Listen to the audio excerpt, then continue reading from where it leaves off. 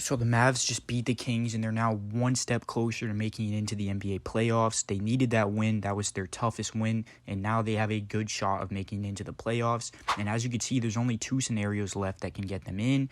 The Mavs need to either go 2-0 in their last two games, with the Thunder going 1-1. That's not updated right there, but basically the Mavs need to go 2-0. And the Thunder need to go 1-1. And then for the other scenario, it would be Mavs going 1-1 in their next two, but the Thunder losing both of their next two games. Now for the Mavs, their next game is going to be against the Bulls, and that's definitely a winnable game for them. And then after that, it's going to be the Spurs, which is going to be a free win. Obviously, the Spurs are the worst team in the league, so the Mavs really have a good chance of going 2-0. It's all about whether or not the Thunder are going to go 1-1, and that really is just going to be a 50-50. And if the Thunder do win both of their next two games, no matter what, the Mavericks will not be able to make the playoffs. But if the Thunder lose one of their next two games, just one of them, then the Mavericks need to go perfect in order to make it in.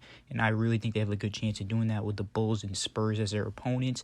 If you guys didn't see the game today, Kyrie Irving went absolutely crazy, and I really am confident that they can easily beat the Bulls and the Spurs. So it really is just up to whether or not the Thunder lose one of their next two games. And as you can see, they are going to be playing against the Jazz and the Grizzlies in their last two games. So those are going to be some pretty interesting matchups. The Jazz, I definitely think the Thunder will beat the Jazz. It's going to be a must-win for them, and I really think they'll be able to win it. But as for the Grizzlies, it's up to whether or not they're going to play their guys, and they're probably going to be resting Ja Morant and all the other big stars on the team. So I really do think that it's going to be looking pretty tough for the Mavericks. But as long as the Thunder lose one of those two games, the Mavericks are good.